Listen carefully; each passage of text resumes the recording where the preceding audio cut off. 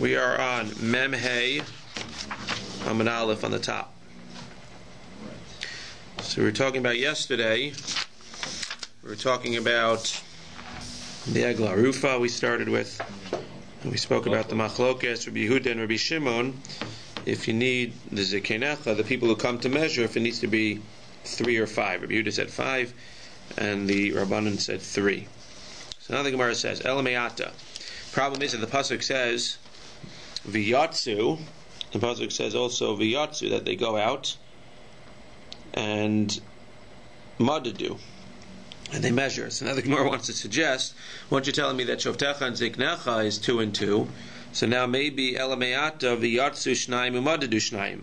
Maybe now V'yatzu should be another 2 and Madadu should be another 2. You should have another 4 plus the 3 or plus the 5 gives you a total of 7 or 9. Harei Kan, Rabbi Yehuda Harei Kan Tish, Rabbi Shimon Harei Kan Shiva. So maybe you should have 7 total or 9 total. They're giving me looks like we started before 8:30. Okay, there should be 7 total or 9 total. If I was here at 8:20, they would have maybe started at 8:20. So that's why I came a few minutes late. This way, you guys, you know what I say? Fight it out amongst. No different today than yesterday with the lady. Fight it out amongst yourself. Fight it out amongst yourself. Okay, just don't do it on public television. 7 versus 9. Rabbi Yehuda Harei Kan Tisha, Rabbi Shimon Harei Kan Shiva. So if you want to say V'yatzu and Umadadu are another 2 and another 2, so then the Maisa you have now the 3 and the 5. You have 7 and 9. This is, again, these are the amount of the Sanhedrin that's going to measure. Hahumi Bayalecha Litani, saying no. V'yatzu Madadu is not used for people. What's it used for? Top of Mem Hamad Aleph. V'yatzu Hein Velo Shluchen. When we said again, there's Machlokes Rabbi Yehuda and the Rabbanan, if you need 3 or 5 to go measure. So V'yatzu means Hein Velo Shluchen. They need to go measure the Beis Din and not the Shluchim of Beis Din. So either 3 or 5 from Beis Din, but Hein Velo Shluchen. Umadadu, and they need to measure. Shafilu Nimsa Ba'alil La'ir Hayumodidin Shemitzvah Lasok B'Medida. Very interesting. They would measure even if it was clear. If they found a body and it was very clear, as it probably was many times, which city was closest to the body, we don't have to measure. No. The pasuk says Umadadu, not to teach me that you need another 2, to teach me that Lamaisa you measure even when it's clear. So again, Machlokes is always going to still stand. 3 versus 5. How many people need from the Sanhedrin to go out and measure? What is V'yatzu teach? V'yatzu means that those 3 or those 5 need to go out themselves and they can't send other people to go ahead and measure. What does Umadadu teach? That even when it's clear, Ba'alil, even when it's very clear which city is closest, you still have to go ahead and measure. Masnisan delok Rabbi Eliezer ben Yaakov. Our Mishnah, which says that the Sanhedrin goes out 3 or 5, is not like Rabbi Eliezer ben Yaakov, who, as we'll see in a second, says not only does the Sanhedrin have to go out, the Melech and the Kohen Gadol have to go out and measure as well. Did Tanya, because it says Rabbi Eliezer ben Yaakov, Omer Zikenecha Zu Sanhedrin. Zikenecha is the Sanhedrin, and again we'll have to see if that means the 3 or 5 or it means all of them. Shovtecha ze Melech v'Kohen Gadol. So first they're going to say, how do we know Shovtecha means Melech v'Kohen Gadol? Melech dichtiv Melech b'mishpat yamid aretz. We see again Shovtecha. A Melech b'mishpat will establish aretz. You see that mishpat is used for a Melech. Kohen Gadol dichtiv uvasal hakohanim v'halaviyim v'yel hashofet asher yeh. That is the Kohen Gadol.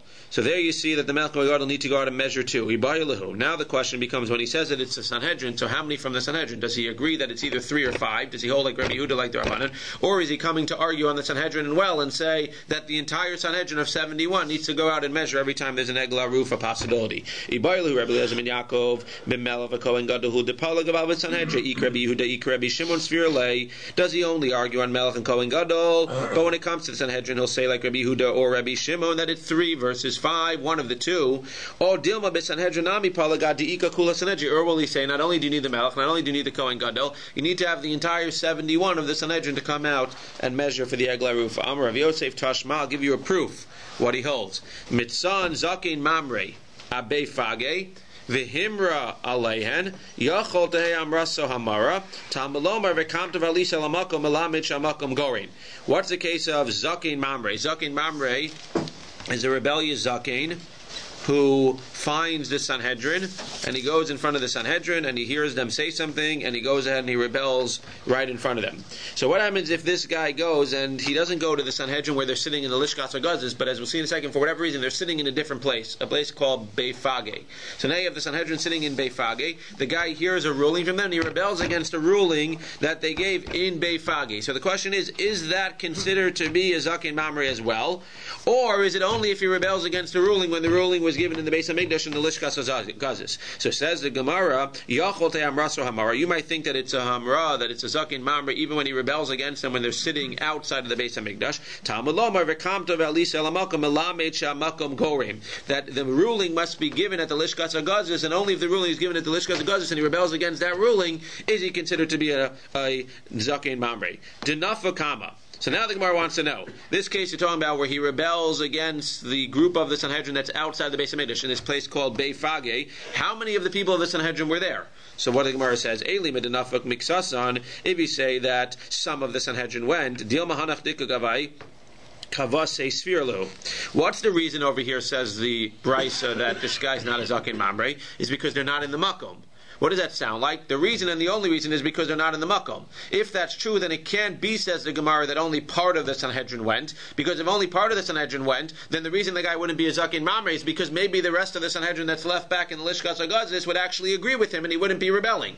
The fact that you're telling me the reason and the only reason that he's not a Zakin Mamre is because they're not in the Beis HaMikdash right now when they make the ruling, implies that Lamaisa, they're all outside of the Beis HaMikdash, but it's not that he's exempt because of the fact that there are some who might support him, but it seems like there are a reason, and the only reason that he's exempt is because they're outside of the Beis HaMikdash. Elapshita denafikulu. They all went, and they all are sitting, the 71 are sitting outside of the Beis HaMikdash in the Bay Fage. Ulemai. The question is for what? Ila davar harashus. If it's just a davar harashus, if it's just vacation, it can't be that all 71 left just to go hawk around a little bit. How's that possible? This is not the Congress of the United States where we just closed for 2 weeks. There's always got to be somebody in the Beis HaMikdash. Mi matzu nafki v'achsiv sharecha agan asar al yachsar hamezeg. It says clearly that the blend should not be should not be lacking, and we learn from here Shem nitzrach echamem latzeis im yesham esim u'shosha keneged sanhedrin ketana yotze v'im lav enu yotze. This is not like, again, that we could just close down Washington for 2 weeks. Over here, the Sanhedrin, there always needs to be 23 in the Sanhedrin Ketana. However, it ela pshita l'davar mitzvah. There's one exception.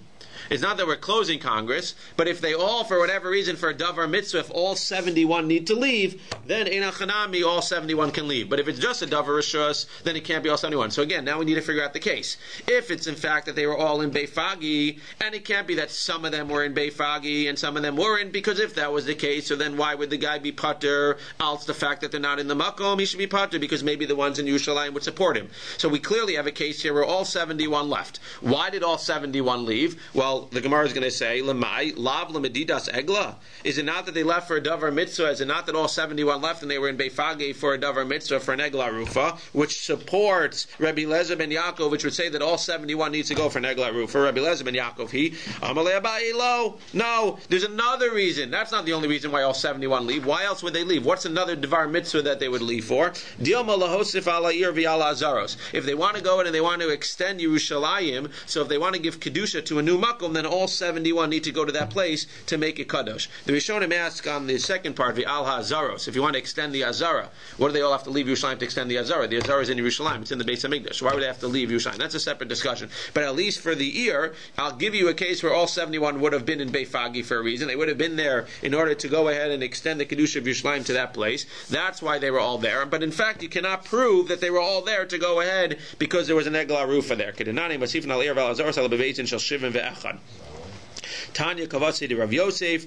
We have a brisa like Rav Yosef again, who says that the Hamraso is only in Yerushalayim. Mitzana beifagi v'himra alein kigon sheyatzu l'medidas egla. If they went, it's possible again that they went for the medidas egla, but they might not have all went. Olohos v'al ir v'al azar se'achote Hamraso hamara talmulomar v'kamta v'alisim alamed sha'makom gorim. So again, we see over here that Lamaisa, it's possible. We don't have a proof for him, but it sounds like according to Rabbi Lezer ben Yaakov, you need to have the entire Sanhedrin of 71. And or one can argue that no, he would agree that you don't need the entire Sanhedrin, you need the 3 or the 5, but Lamaisa you need the Melech and the Kohen Gadol. That thing is clear. According to him, you definitely need the Melech and Kohen Gadol. The question is, would he also disagree with the fact that you need the entire Sanhedrin Gedolah? Maybe he would say you also need the entire Sanhedrin Gedolah. Or in Echanami he would say no, I agree that one of the other two opinions, either 3 or 5, is enough, but in addition to that you need the Melech and the Kohen Gadol.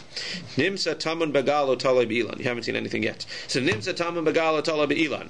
If you find the body is hidden in the stones or it's hanging from a tree. So in that case, we would not say the case of Egla Rufa, because Dafka needs to be laying on the field. So let's say that this Mishnah is Rabbi Yehuda, not Rabbanan. Why? What does Rabbi Yehuda say? Tanya, we have another case of something that's hidden versus laying directly. What's that? The case of Shechacha. What's Shechacha? When you go in and you cut when you cut the grain in your field, or you cut the produce, anything that drops on the floor that you don't pick up, when you go ahead and collect it, you have to leave it. You can't go back a second time, and that all goes to the poor people. The question is, what happens if something drops and then it's hidden? Says the Gemara. That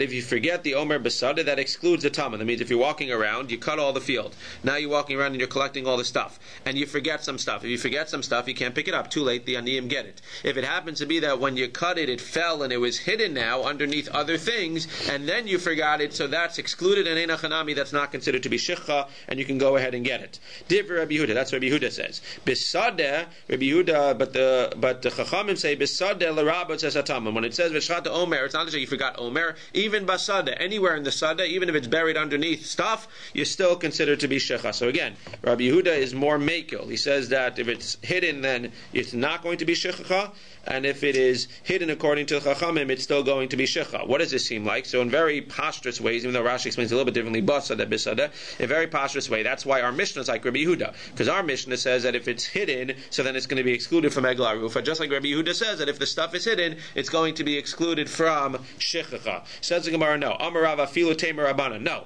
you're right. Maybe Rabbanan over there by Shikha hold that if it's hidden, it's still included in Shikha, but maybe they would agree that in this case, if it's hidden, it's not included in Egla Rufa. Why? Afilu temer Rabbanan hacha meinyana dikra, hasa meinyana dikra. Because they're two opposite things. What does it say over here? Ki matzeh halal. If you find a halal, heicha de mishtakech. That seems to say anywhere you find a halal, you do egla rufa. What does ba'adama say? Prat letaman. When it says ba'adama, it's dafka excluding something that's hidden. It has to be found in the field and in the open field, excluding hidden. Everyone will agree to that. So then why over there do the Chachamim say that if it's hidden by shechacha, it is included in shechacha? Says the Gemara, v'hasa meinyana dekra. Why? Because over there it's the opposite. Because it says, ki tiksor kitzircha bisadecha v'shachachta omer. When you cut the kitzircha and you forget the omer, shechacha dumya dekatzir. The pashup shot is that the shecha is like the katzir. When do you cut? You only cut things that you see. Ma katzir begaloy av shecha begaloy. Just like that which you cut is begaloy, is that what you see? The shikha would only apply to that which you see. Kasa rachmana bisadeh l'rabot says hataman. Comes along bisadeh to exclude or to include the taman. Again, according to everyone, in the case of the Egla Rufa, Tamun, if it's hidden, it would not be Egla Rufa. So what's the difference over there? The difference over there is that Rabbi Yehuda would say that V'shachachta Omer Besadeh, it's Dafka Besadeh excluding Tamun. The Chachamim will say no, it's including Tamun. Why? Because the mice over there we see that the cutting is like the forgetting. And seemingly you should only be forgetting, it should only be considered to be Shecha if it's Goloi. That's the Pashup shot. However, we have another word, the word Basadeh comes along and says that it's Shechacha even if you forget it. So what's Rabbi Yehuda going to do? Seemingly Rabbi Yehuda is going to have to say, okay, what do we do with Basadeh? Because Rabbi Yehuda again says that by Shechacha it is excluding that which is hidden. Rabbi Yehuda nami tepikle mishkachas dumya dekatzer enachanami. Rabbi Yehuda says enachanami. Ella Basadeh, the Sadeh that you're using to now go ahead and say that the stuff that's hidden is included in Shechacha. Rabbi Yehuda says, I can't use that for that. I need to use Basadeh for something else. What do I need to use it for? Lamalimi baile lerabos Shechachas kama. He needs to tell me that something else is included in Shecha. Even though Taman hidden is excluded, something else is included. As Rashi explains, what happens if you go ahead? So we said that if you cut and then you forget picking it up, so Einachanami, that's Shecha. What happens if you forget to cut it in the first place? So one might say if you forgot to cut it in the first place, so then it's not considered to be Shecha. Comes along the word Basadeh, according to Rabbi Yehuda, and say if you even forgot to cut it, once you go ahead and collect your stuff, even the stuff you forgot to cut is considered to be Shecha as well. Now we have to go back, as we play this game all the time. Now we say, okay, what are the Rabbanan going to learn? Where are they going to learn that from? Because they already use Basadeh to exclude Tamun, to include Tamun. So according to them, Tamun is included in Shecha, and the corner of the field that you forgot to cut is included in Shecha. But Rabbanan Shechas kama minalahu, nafgalu michi tiksor kitsira bisadecha. For Rabbi Yehuda, what's he going to do with that pasuk? Nibar lechad Rabbi Avahu, Amar Belazar, Amar Var, Amar Belazar, prat lishet sifsu omrin letoch sadeh chavero.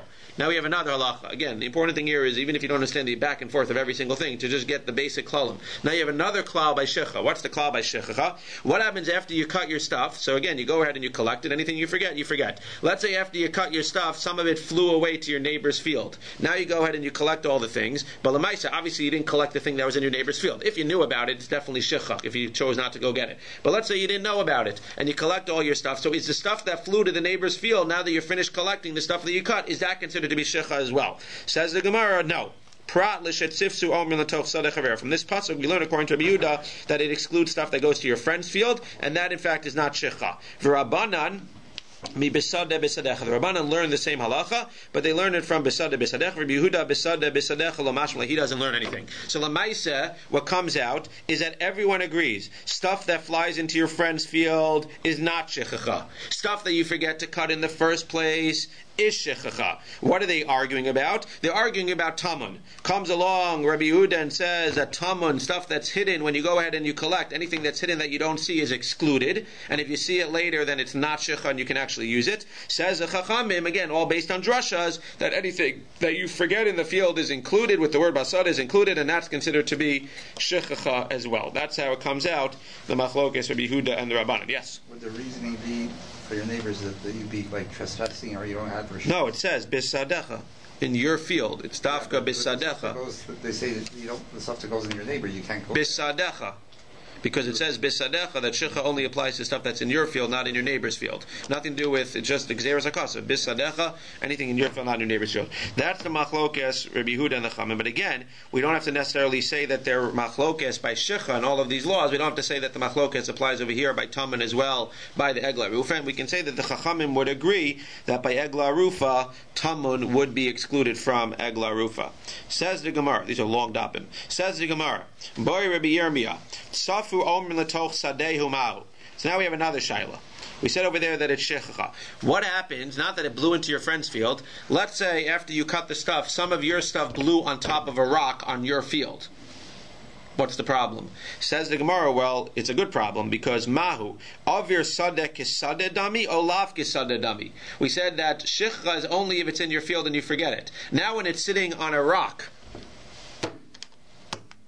here's the illustration.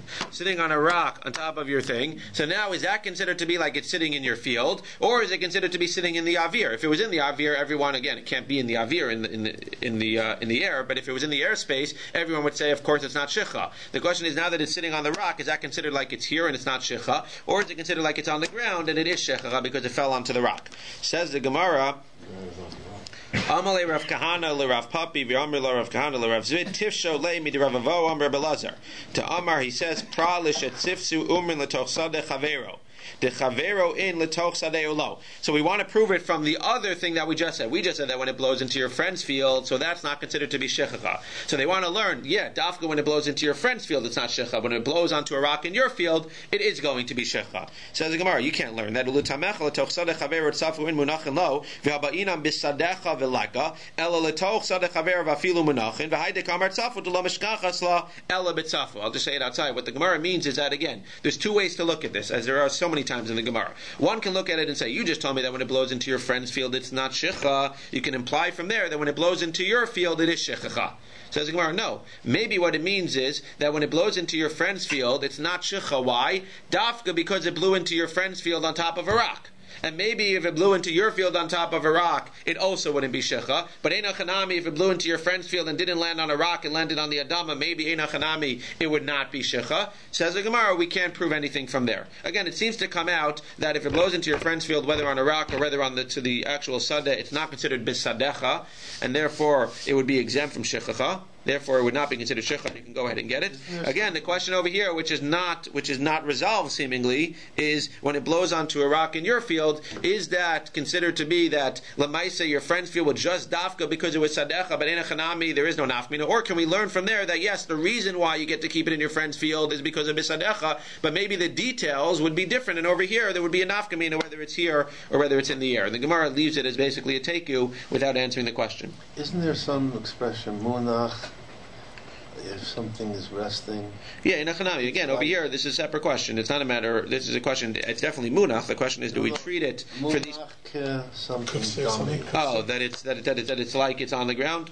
I'm not 100% sure. What is munach? Munach means to be resting. So the Gemara over here sort of leaves it as a teku, and it leaves it with when the fact that it's on top of a rock in your field. We're not sure whether it's going to be shicha or not, but seemingly for sure if it's on top of a rock in your friend's field, but evenly seemingly if it's on the ground in your friend's field, it will not be shicha, and you can go ahead and you can get it, assuming that, again, like you're saying, assuming that he'll let you in and you'll get access to it. Tashma. So now the question is, let's see if we can learn the answer when it's sitting on top of a thing. Let's see if we can learn it from another reason. Now that it's a teku, we couldn't prove anything from here. Tashma. Omer shehichzik bo leholicho la'ir.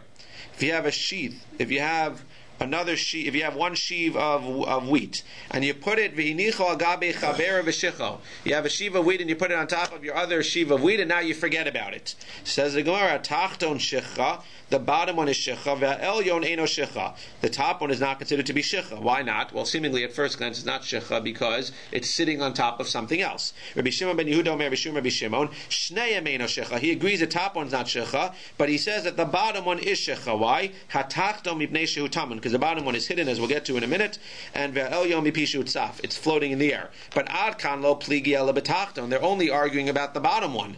Ava be'elyon divrei hakol have shicha. Again, both opinions hold that if you have two sheaves and one is on top of the other, both opinions hold that the top sheaf is not going to be shicha. You forgot it. Why is it not shicha? Seemingly for what the reason that we're saying. It's sitting on top of something else. Seemingly we prove from here that when it's sitting on top of something else, it's not considered like the ground. It's considered like being in the middle of the air. If it's in the middle of the air, it's shicha.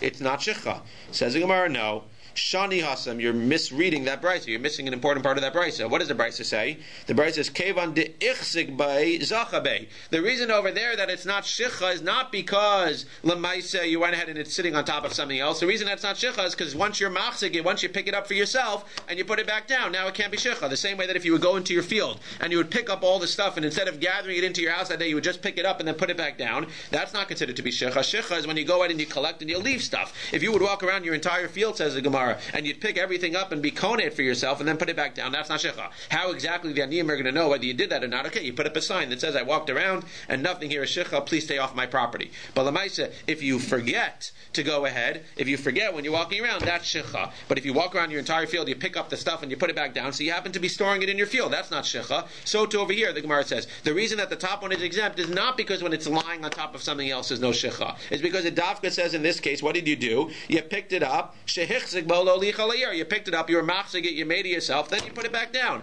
That's why it's not considered to be shicha. But you have no proof about what the din would be in a case, again, where the stuff flies onto the rock on your field. We have no proof because over there, in that case, l'maisa, you didn't do any hachzik, you weren't machzig it, and in that case, we're not sure whether it would be considered like the ground or whether it would be considered like it's in the air. Says the Gemara, ihach, what? What is a sheaf of, and what quantity of? Doesn't matter. Whatever it is. A stalk, 2 stalks, 10 stalks, it doesn't matter. Blade of grass sitting on another blade of grass like that. That's it. And that's... Again, if you picked it up and you said, this blade of grass is mine, for sure. The question is, if you didn't do that and it just happened to have gone by itself on top of another one, again, this is assuming that you didn't do anything to it. Then the question becomes, is the bottom one's definitely shicha? Question is, can the oni take the top one, or is it considered like it's in midair and lemaisa it's not shicha? Says the Gemara, if it's true that the whole point is that it's sitting, is that you were machzik it, why are you giving me the example of the case where then it's sitting on top of its friend? Tell me the case is that you were machzik it and you put it back down. What do you tell me about putting it back on top of its friend? Says the Gemara, afilu b'sadanami, einachanami, you're right. But it wanted to teach you 2 things. It wanted to teach you, A, that if you're machzik it, it's no longer shecha, and it also at the same time wanted to teach you, v'hai diktani agabe chavero mishum tachton, to teach you that the bottom one, hai mimneshu tzafkama, you want to teach you that the bottom one then, once you put something on top of it, there's an opinion that says that the bottom one is now hidden. If the bottom one is hidden, then according to some, it's not shecha. Says the Gemara, but the Gemara tells you the reason. It says the reason that the top one is not shecha is because it's floating, not because you were machzig it. This is Gemara, only the Gemara can do this, I can't do this. No, when it says that it's because it's floating, it's because it's like it's floating, but in Echanami the reason is because it is because you were machzig it. Again, This is Daf Yomi. If we were able to do this much slower, then we would be able to delve into every line. But Lamaisa, what comes out over here is that we don't have an answer to the question. We've learned a lot of things about Shikha today, which again is always the key when you learn Daf Yomi. Pull out the important points, or pull out the points you can remember. We've learned a lot of things about Shikha, but we've also not answered the question about when you have a thing on your field sitting on top of a rock, is that considered to be like the field, or is it not? And the nafkamina would be, is it considered Shikha or not? Amar Abaye. Once this thing falls to the ground, the shame isn't chal on it. Once it falls on the ground, so then Einachanami, well then it wouldn't necessarily. Isn't chal because, well, no, because I might say again. I picked up something that doesn't belong to me anymore. But the shechacha is only when you were walking around, you forgot it. If it wasn't on the ground when you walked around, then Einachanami, we could say that it wasn't shechacha. Amar Abaye, I quoted this in the Pirkei Avos during the summer. Amar Abaye, Hare kiven Azai b'shugei divrei. When I was talking about Ben Azai, so this is a Gemara that says Abaye says that I'm like Ben Azai b'shugei divrei. When it comes to the following question, I'm very clear on the answer, just like Ben Azai was always clear when he used to sit in the Shukei Tiveria, and Ben Azai would sit there and he'd be able to answer all the questions with clarity. So Abaye says, in this question at least, the following question, I feel confident like Ben Azai and Shukei Tiveria. Amar Leia Ur Merabanan L'Abaye. What's the question? So here's another question, a separate question. Again, we left it without knowing the answer to the previous question. Shnei chalalim zeh al gabei zeh. So what did we say? We said when you have a body, so you go in and you measure to the nearest city. What happens when you have two bodies laying on top of each other? So, what do you mean? Just measure to the nearest city? No. Now, if they're laying exactly on top of each other, that's perfect. Let's say you have two bodies that are literally laying on top of each other, but it's never going to be that they're exactly the same length or the same width. There's going to be a little bit of an extension. So, Lamaisa, what you have is, it looks like this. This part of this body is closer to this city. This part of this body is closer to this city. So what do you do? Shnei chalalim zel gabe zeh, mehechan hu moded. Where do you measure from? Says the Gemara, this is a little bit complicated. Min b'mino have tamun, umin b'mino lo have tzaf, ume el yomodi. Well, now the question really is, do we count both bodies, or do one of the bodies disappear? How would one of the bodies disappear? Well, they're min b'mino when it comes up by basar b'chol of tarobes. When you have two of the same things, so we'll see in a second. So now you have two bodies that are the same thing. So what are the possibilities? The possibilities are that now we look at the bottom one as being hidden, and it basically disappears. Or we look at the top one as being what? Floating, and then it disappears, because we said that if a body is floating and not on the ground, so then Einachanami, what's it going to be? Then it's going to be, then you're not going to do egla roof on it. So the question becomes, do we look at the top one as floating, and therefore we don't measure from the top one because we're not going to do egla roof for that one anyway, and we look at the bottom one as being the real one, which is on the ground? Or the opposite, do we look at the top one as being really on the ground, and the bottom one as being hidden, and we won't measure from the bottom one? Or do we look at the top one as floating, and the bottom one is hidden, and now we have nothing to measure from, and we can't do egla rufa? That's how the Gemara asks. Gemara says, Min b'mino have tamun, and min b'mino lo have tzaf. The bottom one is hidden, and the top one is not floating, umei elyon modid, and therefore we can measure from the top. Or dilma min b'mino have tzaf. The top one is floating, so we can't measure from that one. Min b'mino lo have tamun. But since it's two of the same, it's not hidden, umei tachton modid, and you can measure from the bottom one. Or dilma min b'mino have tamun, and min b'mino have tzaf. Maybe it's hidden, the bottom one, and the top one is floating, and you have nothing to measure from. Lo mei tachton modid, lo mei elyon modid.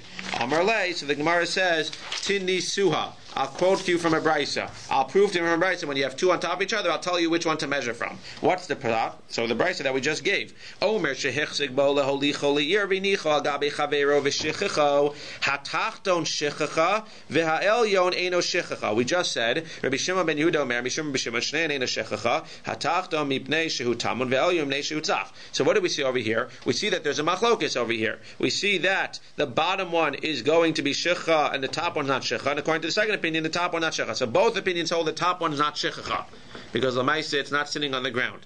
The bottom one, however, there's a machlokas if it's shecha or not. So the Gemara wants to learn the question with the two chalalim on top of each other, wants to answer it from here. How does it answer it? Savruha dahani tnaik Rabbi Yehuda sfira lahu.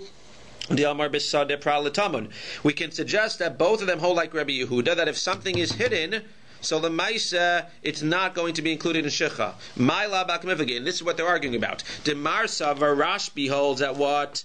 Min Bimino Have Tamun, that when you have two things that are exactly the same laying on top of each other, so the bottom one is considered to be Tamun. If the bottom one is considered to be Tamun, so then we know that Tamun, they both hold that what? Tamun is excluded, and that's why he says, Shnei ain't a Shecha, the bottom is not going to be Shecha because it's Tamun. Umar Savar Lo Have Tamun. And the first opinion, the Brisa will say that what? When you have min b'mino, then it's not considered to be hidden. If it's not considered to be hidden, then it's not going to be a problem. If it's not hidden, so then it's not a problem, and it is going to be shechacha.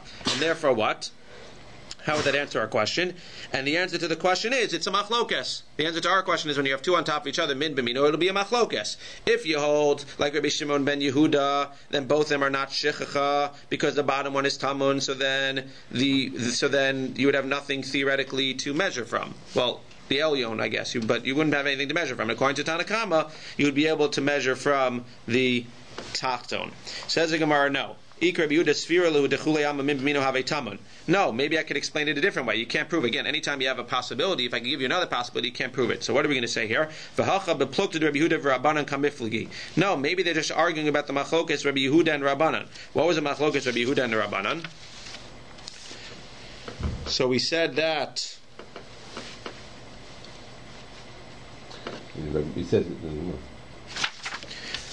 No, but Ikar Rabbi Yehuda v'hacha plug Rabbi Yehuda Rabbanan k'miflagi de Rabbanan k'Rabbanan Rabbi Shimon ben Yehuda k'Rabbi Yehuda. Right, the machlokes is whether bisades prad l'taman. Rabbi Yehuda says that taman is excluded, that when it's hidden it's excluded, and the Rabbanan say that hidden is not excluded. So the Rabbanan k'Rabbanan. The Rabbanan say that when it's hidden it is excluded, and Rabbi Shimon ben Yehuda k'Rabbi Yehuda it's not excluded, and Rabbi Shimon ben Yehuda k'Rabbi Yehuda says that it is excluded. Again, the bottom line is that we have no proof from our Mishnah, from our Bryce over here. If you're telling me that the machlokas is whether it's hidden or not, so then why are you giving me an example of one on top of another? Just tell me that it was hidden in the offer. Tell me it was hidden in the tzor.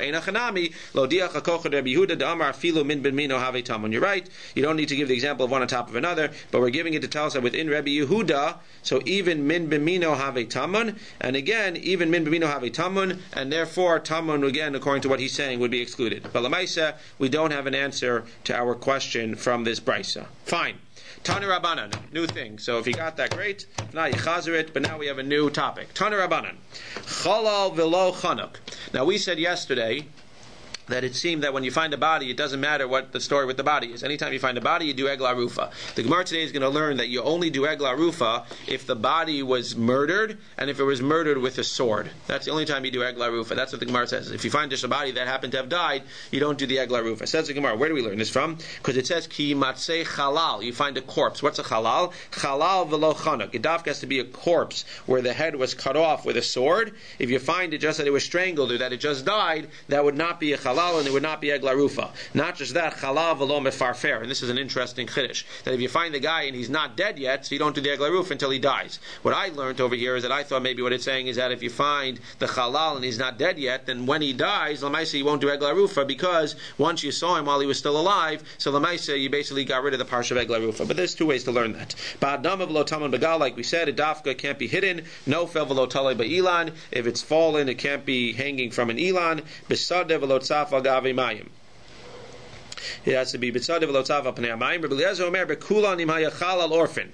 So again, according to Tanakama, it needs to be with the sword cut off. But even if its sword is cut off from the head, even if the head is cut off with a sword, or he was killed with a sword, lamaisa there are still other exemptions. The other exemptions would be if he's not dead yet, if it happens to be that he's hanging in the tree, if he's not, if he's up in the, if he's in the water, if he's hidden in the stones. In all those cases, you would not do egla rufa. Rabbi Eliezer says no.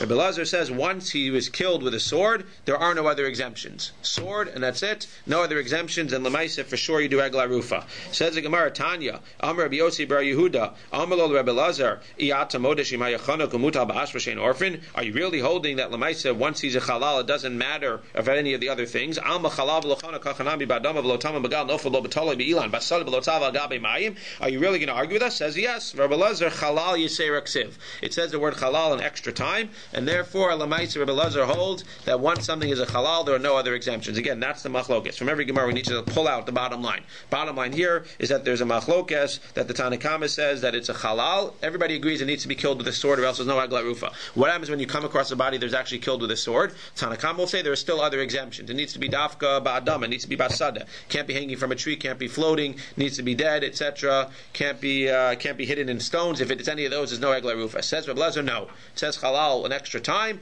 halal, and once it's a halal, there are no other exemptions, and you do egla rufa even if it's floating, even if it's hidden, even if it's everything else. That's what Rabbi Eliezer says. Says the Gemara.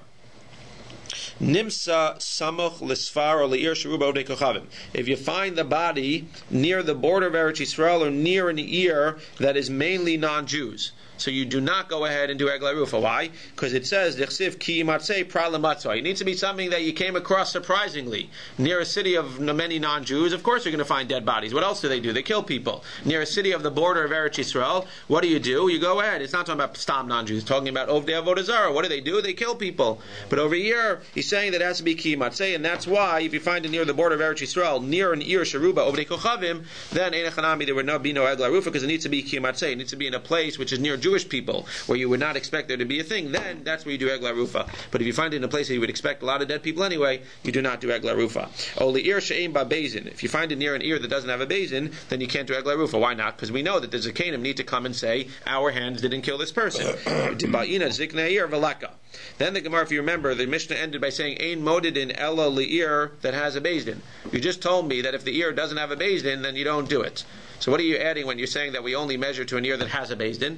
Says the Gemara, pshita, it's obvious. Kevan detana li'ir she'ein ba bezdin, ani yadanade modin el ear she'yesh ba bezdin. By definition, if I don't do it to an ear that doesn't have a bezdin, I do it only to an ear that has a bezdin. Says the Gemara, no, hakamash malan. I'm teaching you something else. Kedetanya, minayin she'em nimsa samach li'ir she'ein ba bezdin, shemanichen osam modin li'ir she'yesh ba bezdin, tamalomar v'lachu zikne ear ahir mikol makom. What's the Gemara adding over here? Saying what? If you had the first part of the Mishnah, I would say that if you find a body and it's near an ear that doesn't have a bezin, you don't do egla rufa. Says the Gemara, no, that's not what it means. The second part of the Mishnah adds that you're a modin el ear, that you are moded to an ear that has a bezin. What does that mean? You just told me you're not moded to an ear that doesn't have a bezin. No. If the closest city doesn't have a bezin, the Mishnah is telling us that you still go ahead and measure to the closest city with a bezin. If you just had the first part of the Mishnah, I would think that if the closest city doesn't have a bezin, there's no egla rufa. Says the second part of the Mishnah, no. If the closest ear doesn't have a bezin, you're right, you don't measure to that city, but in a chanami, you'd still have to measure to the closest city that has a bezin, and that city would have to do the egla rufa.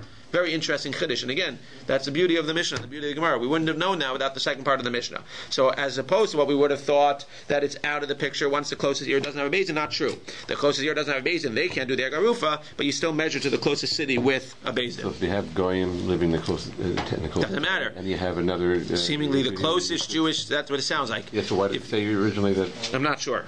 It's interesting, but it sounds like what we're learning from here. No, because this comes a modin. This comes after the fact. So it sounds like. No, I'm sorry. No.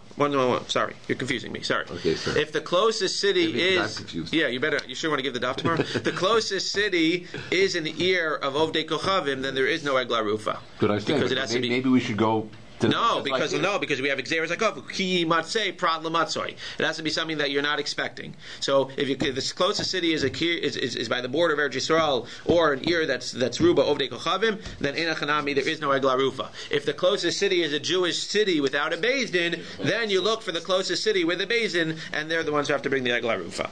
Okay. Again, I'm not trying to rush. We have to rush, but the point is that whenever you do these Gemara, I'm just reiterating it for myself. Whenever you do Daf Yomi, you're not going to chop every single line all the time and every single Rashi. The key is that as you do it, and when you chazer it that day, hopefully, or the next day, is to pull out the important parts, and that's what I'm trying to do here. We're seeing a lot of information today. These are long dafs, but lemaisa you should be able to walk away and say, okay, these are the general klolim that we learned by shechacha. If it's on top of the rock, so I'm not exactly sure how to treat it. If it's hidden, so then I know that it's not considered to be shecha, etc., etc. If you pull out the 6 or 7 points, and you do that for every daf of Gemara, you pull out the 6 or 7 or 5 or 8 points that are important, then lemaisa, not that they're more important than the other points, but if you're able to pull out the maskanas, say nechanami. So now you have another din over here that you can add to the list of things we learned today. Mishnah. Nimsa mechuvan bein shnei arayos. Let's say you find a body, so we've discussed what happens when you find it, you go to the measure. So now you measure it, and it's exactly equidistance between 2 cities. So what happens in that case? Nimsa mechuvan min shtei aros, mshteyan mevio shtei eglos. They don't each bring 2. It means the 2 of them together bring 2, i.e., each one brings 1 egla, because it's equidistant. Divrei Rabbi Eliezer. It's interesting, we shown to point out, it says Divrei Rabbi Eliezer. Usually you would say something else unless it was a machlokes. Sounds like nobody's arguing with him. So we're going to have a few dinim over here as well. Ve'ein Yerushalayim mevia egla rufa. Very interesting. If the nearest city is Yerushalayim, there's no egla rufa. Why? We'll see in the Gemara. Nimsa rosho b'makom echad ve'gufo b'makom echad. Now this makes sense. Now that we learned that egla rufa is only when the guy was killed with a sword. So let's say you find his head in one place, you find the head over here, and you find the body over here. So do we measure from the head? If you measure from the head, this is the closest city. If you measure from the body, then this is the closest city. So do you measure from the head or do you measure from the body? Molichin harosh aizel aguf. Dear Rabbi Lezer. Rabbi Lezer says you bring the rosh to the guf and you measure from the guf. Rabbi Akiva omer haguf aizel harosh. You bring the guf to the rosh and you measure from the rosh. Me'ayin hayu modedin. Where do they measure from? Now another case, a regular case. You find a body, it's fully intact, head, body, everything together. Where do you measure from? What do you mean where do you measure from? Which part of the body do you measure from? If it's this big, so if you measure from the feet, it'll be closer to this city. If you measure from the head, it'll be closer to this city. Says the Gemara, there's a machlokas. Rabbi Eliezer omer mitiburo. You measure from the belly button. Rabbi Akiva omer mechotamo. You measure from the nose. Rabbi Eliezer ben Yaakov omer mimakom shenase halal. The whole thing is based on him being killed with a sword. Where do you become killed with a sword? Mitzavaro, from your neck. My timer to Rabbi Eliezer. What's the reason of Rabbi Eliezer who holds that if it's equidistant between the two, each one needs to bring one? Well, the Maisa Kisavar Efshar L'Tam, saying the first thing that he must hold is that you can go ahead and have an exact measurement. If you can't have an exact measurement, there's nothing to talk about. You're never going to know that it's equidistant. So we know that he says there's a possibility to have an exact measurement. Once you have the possibility to have an exact measurement, the pasuk says ukrova. It says ukrova, va'afilu krovos. So when it says ukrova, so he learns that ukrova means afilu krovos. It means even if there's two of them, plural, and therefore you would go ahead and you would measure for both of them, and both of them, when it's equidistant, would go ahead and would bring an egla rufa. Ein Yerushalayim mevi egla rufa. Why don't you bring an egla rufa if Yerushalayim is the closest one? To Amar Krav, very interesting, because it says, Ki yimatzei chalal ba'adama asher Hashem Elokecha notein lecha lirishta. It's when you find it in the land that God gave you lirishta. K'ksavar Yerushalayim lo nischacha l'shvatim. Every other thing was given out to the shvatim, and it's passed on from generation to generation. Yerushalayim was not given to anybody, it was given to the entire nation. Therefore, it's not in the parsha of lirishta to inherit it. If it's not in the parsha of lirishta, then the egla rufa does not apply to it. Nimsa rosho b'makom. So what are they arguing about? Why does one say you bring the rosh to the body and the one says you bring the body to the rosh?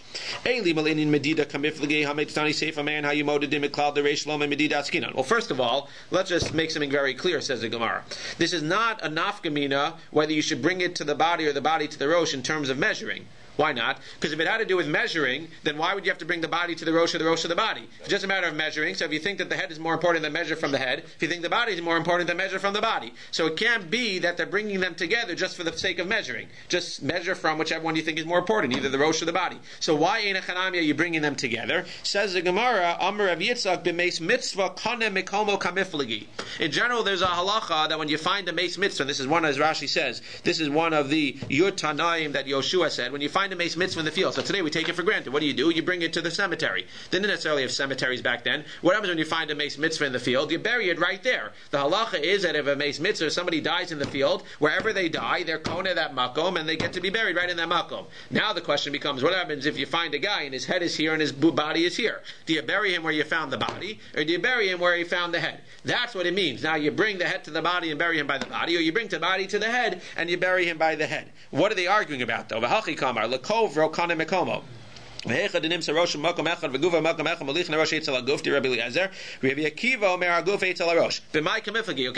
why does one say you bring it to the rosh and one say you bring it to the body?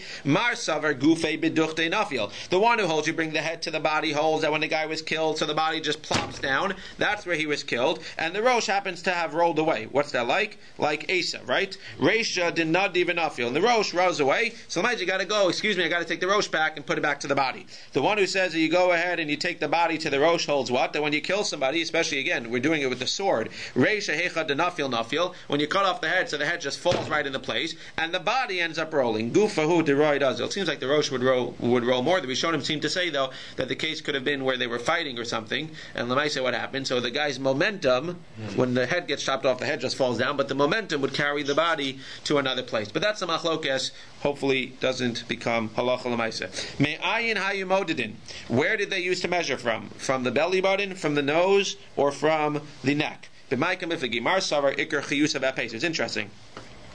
The Gemara is going to explain the neck in a second. What's the machlokas, the belly button versus the nose? So Mar Savar Iker Chiyusa Be'apei. One opinion holds that the main part of the body is the nose. Umar Savar Iker Chiyusa Be'tibure. The main part of living is the tibure. I think most Jews would hold like the second opinion that the Iker part of living is the stomach, right? What does the belly button represent? The stomach, the nourishment. We live to eat. So Lamaisa, when it comes to Jews, you would think we live to eat, so therefore the stomach. But the question is, which is more important? So what do you mean, which is more important? You can't live without breathing. You can't live without eating either. So the question is, which one is more important to measure by? The fact that you breathe out of your nose, nose, or the fact that the stomach represents that you eat and you need to nourishment to live. Says the Gemara, Lema kihani tnai. So let's say it's the same machlokes that what? Maybe it's the same machlokes as to where a fetus is formed from. There's a machlokes, the mitzias, where a fetus is formed from. Is a fetus formed from the nose or is a fetus formed from the stomach? Says the Gemara, Mehechan havlad notzar meirosho. Bechenu omer.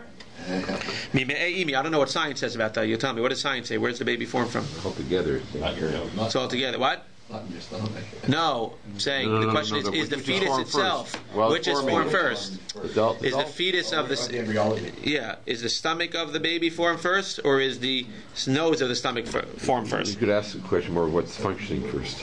Right. You cut me from the me'imi. Again, we see that the word gize is talking about a head, and then you see that when it comes to me'imi, it's talking about gozi. Therefore, he would hold at the stomach.